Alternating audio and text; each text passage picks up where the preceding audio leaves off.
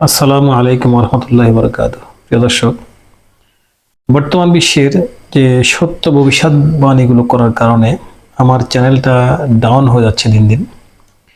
সে কারণগুলি বা সে ভবিষ্যৎবাণীগুলি আজকে আবার আপনাদের উদ্দেশ্যে আমি রিপিট করছি।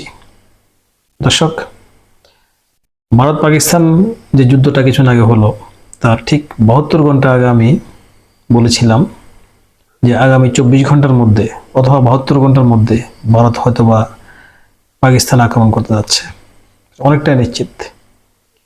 ঠিকই 24 ঘন্টার মধ্যে ভারত পাকিস্তান আক্রমণ করেছে রাতের বেলা, রাত 2টার পরে।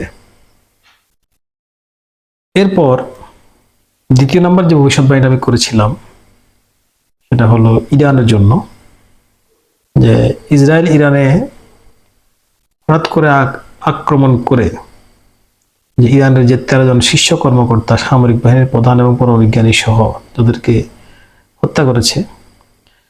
নিউজটা আমাদের কাছে আসার সাথে সাথে আমি বলেছি এটা ইরানে অবস্থিত মোনাফেকদের কাণ্ড।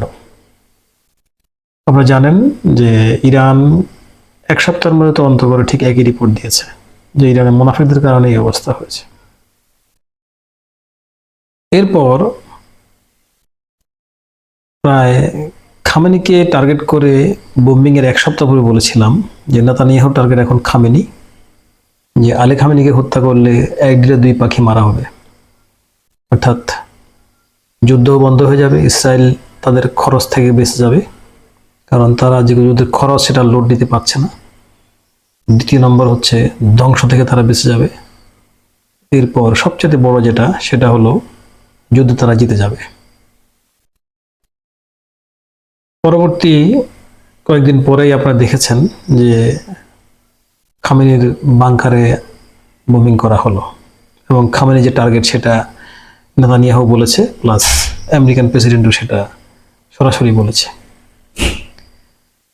এরপর সর্বশেষ যে ভবিষ্যৎবাণীটি করে আমি চ্যানেলটা একদম ডাউনে নিয়ে গেছি আর কি, জাস্ট তো আমি করিনি, কে করেছে সেটা আপনাদেরকে জানাবো।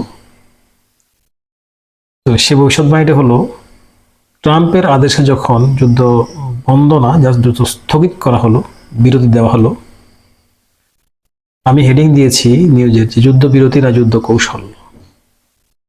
এটা আসলে কোনো যুদ্ধ বিরতি নয়, এটা যুদ্ধ কৌশল।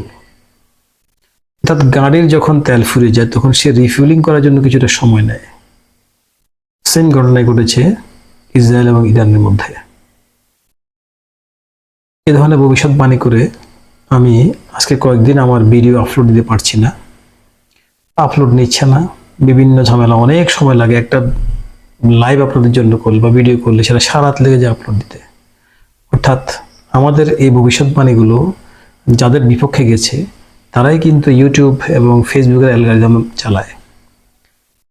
সেখানে আমাদের জিওপ্রাইজড করা হয়েছে এবং যার কারণে আমাদের চ্যানেলগুলির সিটিআর রেশিও কমে গেছে এবং আপনাদের কাছে আমাদের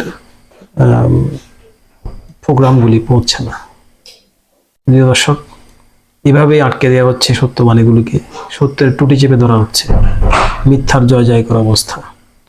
আপনাদের কাছে দোয়া চাচ্ছি, আল্লাহ রাব্বুল আলামিনের কাছে আমরা সাহায্য চাচ্ছি, আমাদের যেন অন্তত এই অবস্থা থেকে কোনো একটা উত্তরণ হওয়ার কোনো ব্যবস্থা হয়। সমস্ত মুসলিম বিশ্ব মিলে যদি কোনো টিউব চ্যানেল খোলে বা ফেসবুকের মতো যদি কোনো কিছু একটা খোলে, তাহলে অন্তত আমাদের খবরগুলি আমাদের মধ্যে আমরা দ্রুত সম্প্রসারণ করতে পারি। ধন্যবাদ সবাইকে। চ্যানেলটা সাবস্ক্রাইব করবেন, দোয়া করবেন। আসসালামু আলাইকুম ওয়া রাহমাতুল্লাহি ওয়া বারাকাতুহু।